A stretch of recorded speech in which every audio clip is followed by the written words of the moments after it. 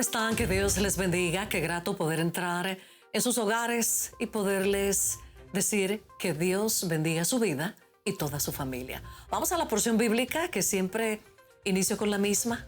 Nunca debemos iniciar nada sin la palabra de Dios y trato que la misma tenga una relación con nuestro programa. Dice en Santiago 1:5, y si alguno de vosotros tiene falta de sabiduría, pídala a Dios, el cual da a todos abundantemente y sin reproche, y le será dada.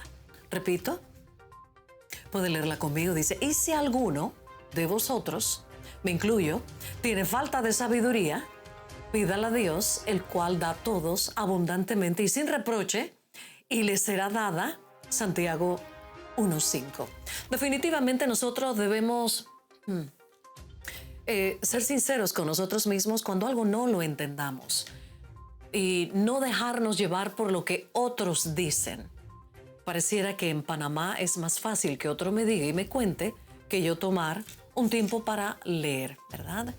Y es la invitación para adquirir mayor sabiduría. La ley 462, relacionada con, muchas situaciones que ha generado por mucha confusión, por dudas entre la población y obviamente esto es por la complejidad del tema y por la falta de información clara y accesible. Miren, hay algunas preguntas. Por ejemplo, dicen, ¿qué dice exactamente la ley 462? Porque hay muchas personas que desconocen el contenido específico de esta ley y creen que se trata simplemente de una privatización sin conocer los detalles. Por otro lado, otras personas se preguntan, ¿esta ley significa que me van a quitar mi pensión o que será más difícil jubilarme? Este es un temor que existe, generalizado sobre cambios en los requisitos de jubilación o posibles reducciones de beneficios. Otras personas las hemos escuchado preguntándose ¿a quién beneficia realmente esta ley? ¿Al pueblo o a los bancos inversionistas? También surgen dudas, claro, sobre si la ley busca el bien común o si favorece intereses económicos particulares. Otra pregunta que hemos hecho y que ustedes han podido escuchar algunas otras, ¿por qué el gobierno está cambiando este sistema de pensiones? ¿Ya no hay dinero en la caja del Seguro Social? Porque, uno se pone a ver que esa sostenibilidad del programa solidario de pensiones definitivamente ha sido un tema delicado. Y pues mucha gente no entiende por qué esta crisis, por qué la caja del Seguro Social está en crisis. Y otro punto que también me gustaría agregar de preguntas que escuchamos es que, ¿qué diferencia hay entre el sistema actual y el que propone la ley? Porque hay desconocimiento sobre qué cambia concretamente con la ley, si es el modelo del financiamiento, la forma de cotizar, la edad, el monto de las pensiones. Miren, y otra cosa, hay personas que se preguntan si van a tener que aportar más dinero para recibir lo mismo o incluso menos. Y esta es una preocupación constante. Si los trabajadores tendrán que pagar más para recibir menos beneficios al final de todo. Muy bien. Y así hay un sinnúmero de preguntas que el pueblo se está haciendo. Todos nos las hemos hecho, incluyendo los jubilados. Hay personas nuevas, incluso hay personas que dicen, oiga, si yo coticé 10 años y de ahí me liquidan o yo determino irme, ¿pierdo eso? Hay gente que piensa eso y no se pierde. Nunca se ha perdido y no se va a perder ahora. Pero en fin, vamos a platicar con alguien que es asesor de un honorable diputado. Él es de la bancada Vamos, el diputado al cual él asesora, Manuel Cheng. Tengo conmigo a Greg Caleb Watson, un hombre pues que ama las leyes y que pues admiro siempre desde que lo conocí. ¿Cómo está? Muchísimo gusto. Gracias, Greg. Gracias por estar aquí. Una persona conocedora de la ley que se ha tomado el tiempo, como tratamos nosotros como periodistas también y como parte de la sociedad, tenemos que leer la ley. ¿Cómo está? Muy bien, gracias a Dios, agradecido acá en nombre del diputado también que me envió a esta misión. Agradecido con usted de verdad por la oportunidad. Estamos muy bien, gracias a Dios. Así es, que bueno. Bueno, leí algunas cositas y otras preguntas que las personas en calle se hacen son comunes, ¿le parece? Sí, definitivamente. Y muchas de ellas son muy válidas, porque todos trabajamos Claro. con esa esperanza de poder jubilarnos el día de mañana, poder estar tranquilos en casa, disfrutar de nuestras familias, y por eso se llama jubilación, ¿no? Así Ese es. jubileo que nos toca luego de dar productivamente al país. Así que son preguntas totalmente válidas y que este es el momento de hacérselas. No, y definitivamente la representación suya como joven definitivamente tiene mucha validez, que de por cierto a usted le va a faltar muchísimo para jubilarse todavía. Bueno, en todo, espero que presten mucha atención a la juventud hoy por hoy, amalgamada con la sabiduría de las personas que tienen más edad y que saben de esto.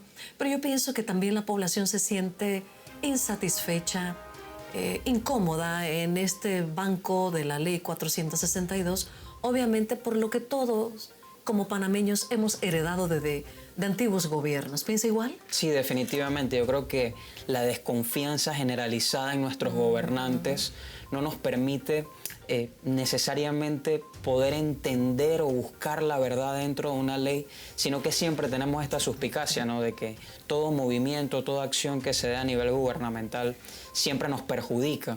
Y es natural, porque como panameños es quizás lo que hemos venido viviendo, y es lo que se ha generalizado. Así que mal pudiésemos culpar al pueblo. Yo creo que debemos hacer una retrospectiva de qué tipo de gobernantes hemos tenido, y que actualmente el resultado que vemos en las calles es una desconfianza. Exacto, una desconfianza que podemos entender, pero tampoco la violencia, ¿verdad? Pero de ella no vamos a hablar, de ella se debe encargar los estamentos de seguridad o el mismo pueblo que reaccione.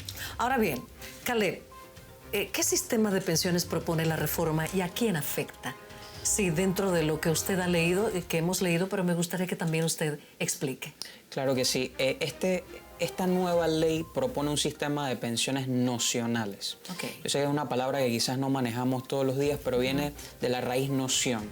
Y es un sistema de pensiones que toma en consideración cuánto hemos aportado al sistema de pensiones, y en virtud de cuánto hemos aportado a ese sistema de pensiones, entonces se crea una cuenta virtual, un dinero que no está ahí necesariamente solamente para nosotros, y esa cuenta virtual nos permite crear un ahorro colectivo, y ese ahorro colectivo va a pagar las pensiones de las personas que se están jubilando, mientras que los jóvenes ingresamos al sistema. Ahora, Sí. ahora, perdón que lo interrumpa. Sí. Ahí tenemos algo que usted mismo nos ha proporcionado que nos ayuda, ¿verdad? Sí. Ahora, hay cierta inseguridad porque ¿a dónde van a ir esos dineros que de manera voluntaria se ponen? Es un ahorro, es como Sí. una cuenta de ahorros. Yo en lo personal lo veo como algo beneficioso, Claro. que de hecho muchas personas, aparte de estar pagando, aparte del patrono también para su próxima jubilación, lo hacían por medio de bancos, Correcto. los seguros, sin dar la propaganda, pero ahora es más directo. Sí, correcto. Aquí en la gráfica que aportamos podemos ver que a la izquierda tenemos el sistema de reparto, que es el que llaman sistema solidario, ¿no? Y este sistema solidario tiene un riesgo que es el riesgo que tiene que ver con las generaciones. Nosotros somos un país que está envejeciendo. Y esto funcionaba en la década de los 70, de los 60, donde teníamos 5, 7, 8 hijos y todos empezaban a cotizar bastante temprano.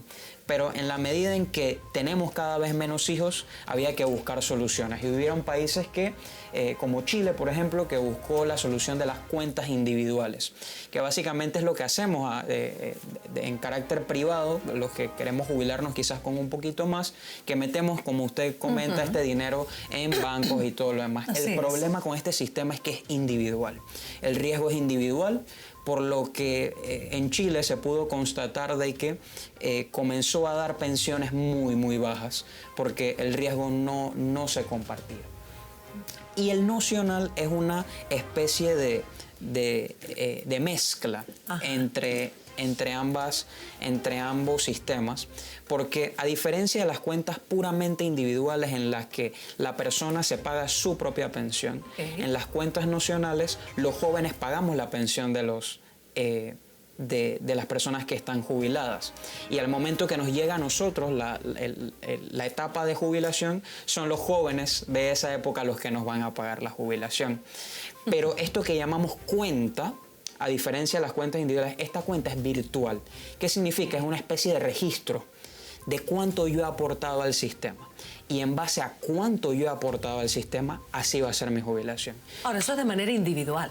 Correcto. O las personas también se preguntan si habrá, porque eso todavía no se ha instituido, ¿no? No se ha clarificado de cuánta cantidad deben aportar. O eso es de manera, pues, que cada persona decida cuánto. No, la ley sí establece cuánto se va a aportar. De hecho, se subió un 3% a los patronos. Exacto. Y nosotros los obreros seguimos pagando un 9.8%. Sí, yo hablo más que todo de la independiente. ¿Me explico? De la parte, la que va para el ahorro.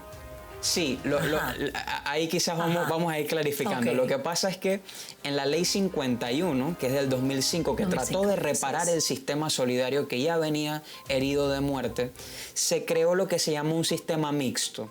Exacto. Y en este sistema mixto se combinaba el elemento de reparto o solidario con el elemento individual. Y esta combinación o este sistema mixto lo que hacía era que una parte la pagaba un ahorro individual y otra parte un reparto, un sistema semisolidario, ¿no? El problema con esto es que las proyecciones han demostrado que las pensiones que iba a dar este sistema iban a ser muy bajas, porque la parte de reparto tenía un techo de $500. Entonces, este nuevo sistema lo que hace es crear un solo fondo. Creamos un solo fondo, un fondo único que va a pagar las pensiones de las personas que venían del sistema solidario, que para responder la pregunta son personas que no se les afecta. Toda persona que estuvo en el sistema solidario se jubila exactamente igual, así mismo al menos que voluntariamente decida cambiarse al nuevo sistema. Los que empezamos a cotizar en el sistema mixto nos cambian automáticamente a partir del 2036. Pero este nuevo sistema, si se dan cuenta, es una combinación quizás de los factores más beneficiosos de cada uno de los sistemas que he explicado anteriormente. En este sistema yo joven le pago mi jubilación al anciano que se está jubilando, la persona mayor que se está jubilando, pero queda un registro de cuánto yo he aportado al sistema. Y hay una congruencia entre cuánto aporto al sistema y con cuánto me jubilo. Muy bien, interesante. Ahora, ¿cómo se calcula? Tengo algunas diapositivas que quiero que me diga cuál vamos a usar. Sí. ¿Cómo se calcula la jubilación con esta reforma? Sí. Con esta reforma lo que vamos a hacer es que vamos a calcular toda la vida productiva de una persona. Muy bien. Toda la vida productiva, desde su inicio hasta su final. Y al poder calcular toda esta vida productiva debemos hacer lo siguiente. Debemos tomar como base el salario de la persona.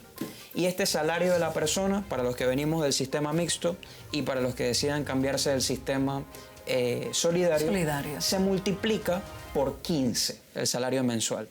¿Por qué por 15? Porque 15 es la aportación que ha decidido la ley que da la cuota obrero patronal al riesgo de invalidez, vejez y muerte. ¿Ok? Se multiplica por 15%. Entonces mi salario mensual por 15%. Pero nosotros no solamente cobramos 12 meses. Nosotros tenemos un beneficio que se llama el 13º mes, que paga un 18% al riesgo de invalidez, vejez y muerte. Una vez yo tengo este cálculo, que es los 12 salarios regulares por 15% y el 13º salario por el 18%, yo debo sumarle el interés que haya generado el Fondo Único de Pensiones. ¿Por qué? Porque la Caja de Seguro Social no es como si usted metiera su dinero abajo de la almohada. La Caja de Seguro Social es un ente dinámico que invierte ese dinero. Y para aclarar el punto de la privatización, es falso de que se privatiza por el hecho de que el 90% de los fondos de la Caja van a ser invertidos por conducto de la banca nacional, el Banco Nacional y la Caja de Ahorro.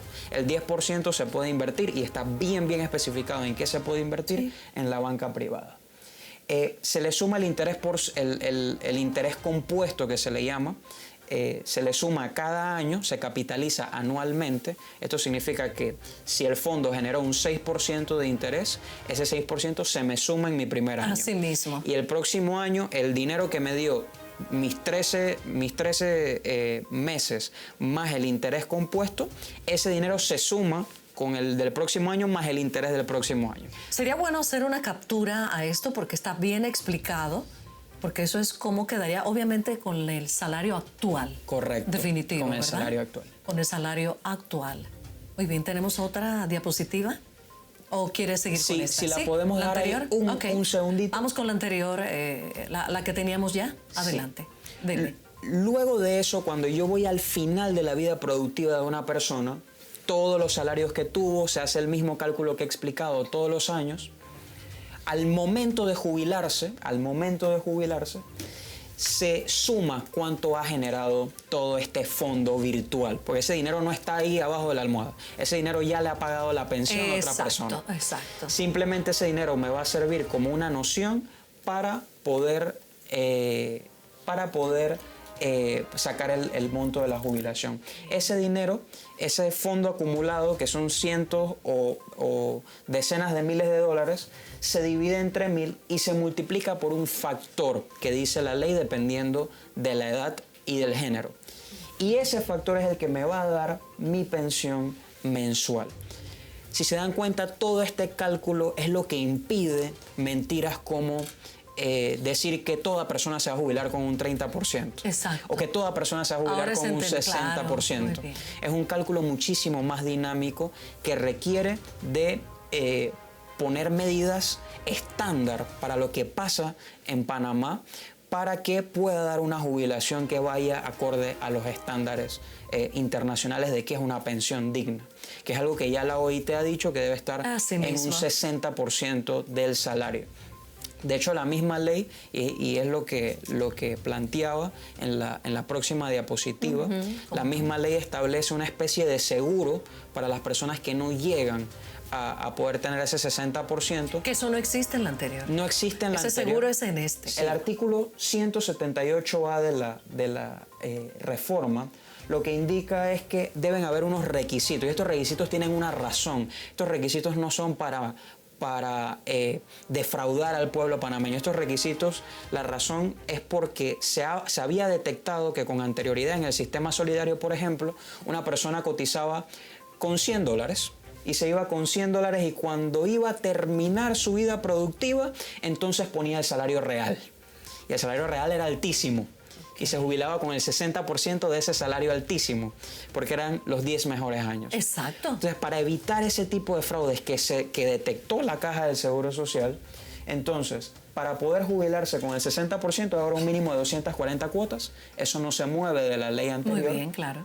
Se debe cotizar al menos 5 cuotas por año, y si no se cotizan 5 cuotas por año, entonces no deben haber más de 6 años sin cotizar, y no 5 consecutivos. En toda la vida productiva no pueden haber más de 6 años sin cotizar acumulados, ¿no? Y no pueden ser más de 5 consecutivos. Y el salario no debe variar entre 30%, es lo que dice la ley. Muy bien. Hay personas que han cotizado, ¿verdad? Por, póngale 10 años. Correcto. Y determinaron ser independientes por X o Y razón.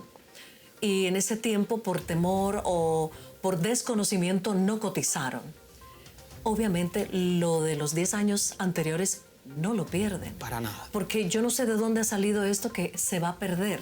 Por eso es importante leer la ley o escuchar programas como estos y muchos otros que están explicando.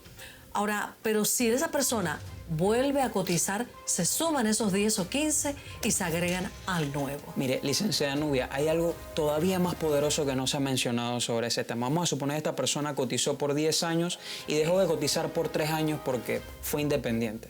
Ese dinero se está multiplicando. Así mismo. Ese dinero no se queda estático ahí.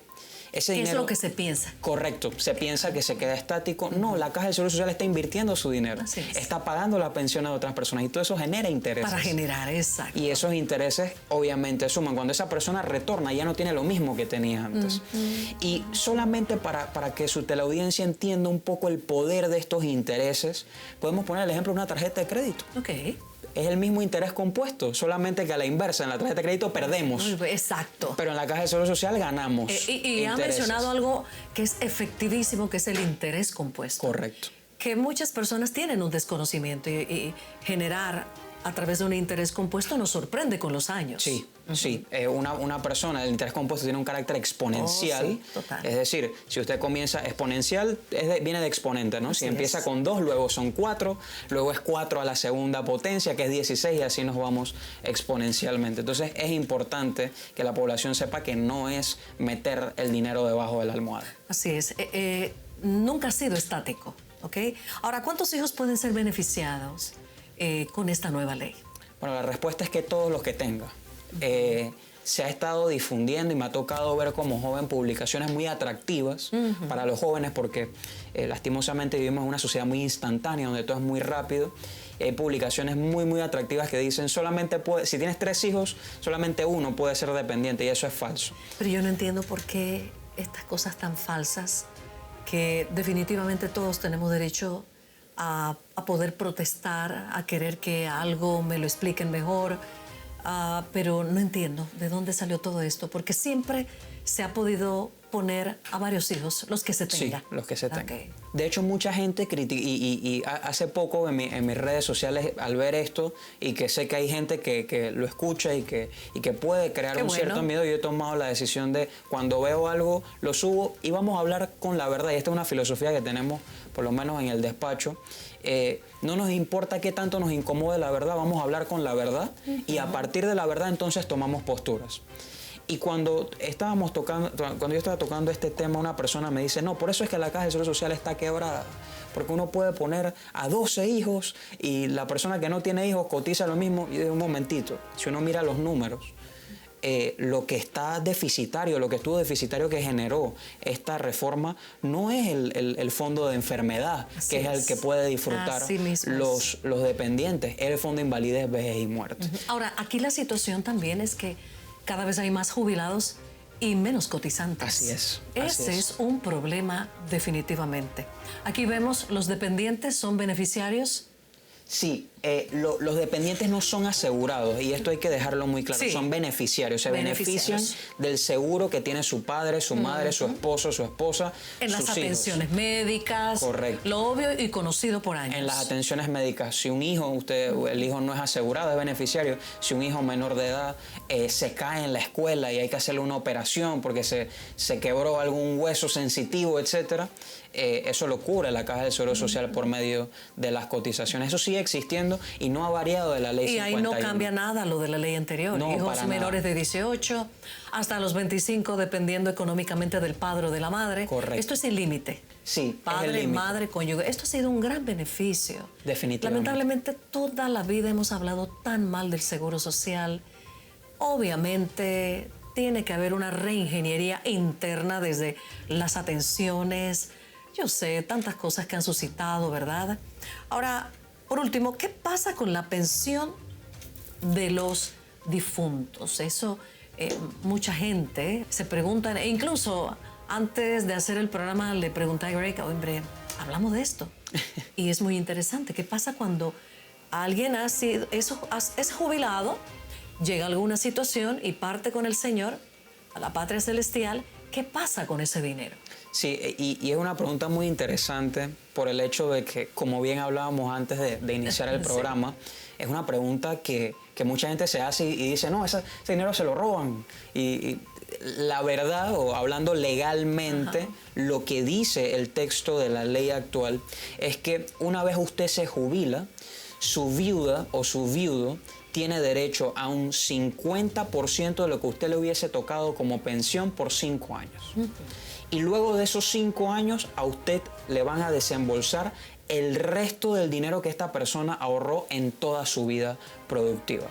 Y si estamos hablando de hijos, es el 20%, igual por 5 años, y luego se desembolsa todo. En caso de que no existan ni cónyuges sobrevivientes, ni hijos, entonces pasamos a una especie de sucesión en el que padres pueden suceder siempre que demuestren que dependían económicamente del jubilado. Es decir, ese dinero que nosotros aportamos y que esperamos, sería una injusticia que ese dinero se quede en la caja del Seguro Ahora bien, Social. ese familiar, esa persona debe definitivamente acudir a la caja del Seguro Social.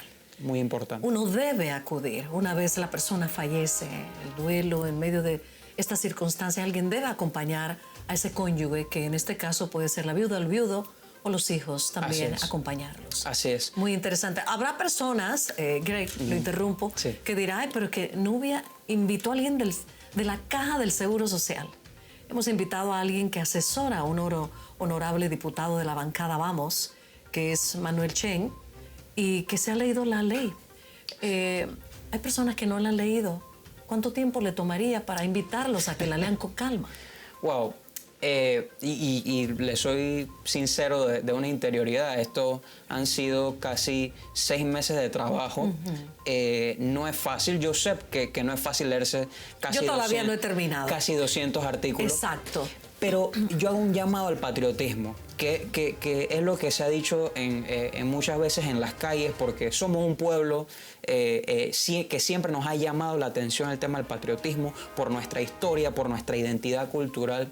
Pero yo creo, licenciada, que parte de ese patriotismo es que no importa cuánto nos tome leerla. Para poder crear un criterio, para poder salir a las calles, hay que leerse la ley. Hay que leerse la ley porque es nuestro deber ciudadano. Ser ciudadano no es solamente ir a votar cada 5 años, es estar pendiente de qué pasa y qué hacen nuestros gobernantes. Y una de las preguntas preocupantes que siempre hago cuando me ha tocado salir a explicar la ley en mi trabajo es: ¿usted sabía cómo se jubilaba antes de esta reforma? Y de todos los encuestados, el 100% no sabía. No sabían. No sabía. Entonces es preocupante que nos dejemos llevar por discursos que pueden ser fundados o pueden ser infundados, pero nosotros no sabemos si lo son. Así mismo. Y pareciera que es más fácil que me cuenten, a que yo tome el tiempo para estudiarla. Y toma tiempo, pero es bueno leerla poco a poco y tener a alguien que explique. Ahora, las personas quieren que se derogue, pero eso no se puede. Y es una discusión meramente jurídica. Exacto. La derogatoria como una figura jurídica está explicada en el Código Civil, si mi memoria no me falla, los artículos 36 al 38. Y una derogatoria implicaría, definitivamente en un sistema democrático, una asamblea puede derogar una ley, sí. Pudiésemos decir, mañana se deroga la ley. Porque fueron las que la pusieron, definitivamente es constitucional. Sin embargo, las implicaciones jurídicas de derogarlas son las que no nos cuentan. No habría un marco jurídico. No habría un marco jurídico, al menos que la Asamblea haga una ley que suplante la 462. Y sobre todo tenemos un problema con esto, que es que no habría dinero para pagar las pensiones de las personas del sistema solidario. Ese es el problema. No se puede en este caso, porque ¿quién las pagaría? Correcto. El fondo estaría cerrado. Así es. Pero hay solución. Yo pienso que habría usted como conocedor de leyes la probabilidad de modificar algunos artículos. Sí, definitivamente, siempre existe la posibilidad, es una potestad que tiene la Asamblea una vez entremos a sesiones ordinarias. El presidente pudiese convocarlas, pero ya queda en la potestad de los honorables diputados. De los mismos diputados. Muy pero bien. definitivamente sí se podría.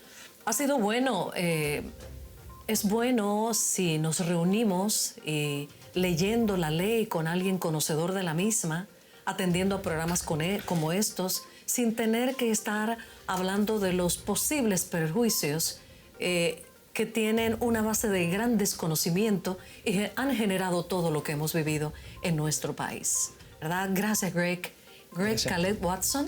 Muchísimas gracias. Muy amable, asesor del honorable diputado Manuel Chen de la bancada Vamos. no todo está mal. Nosotros debemos leer, estudiar. Definitivamente nos hace falta conocimiento y para eso es, pues, leer la ley. Gracias a todos por permitirnos que podamos platicar un poco. Quiera Dios que podamos seguir con algunos otros puntos que de hecho son muy cuestionables. Personas están un poco confundidas, pero poder entender esto paso a paso, leyéndola poco a poco con alguien que muy bien la pueda atender. Y este fue el deseo, que hablemos con Greg Caleb Watson. Gracias a todos ustedes. Que Dios les bendiga. Gracias, Miguel, por permitirnos que hablemos de algunos puntos importantes para entender la Ley 462 de la Caja del Seguro Social.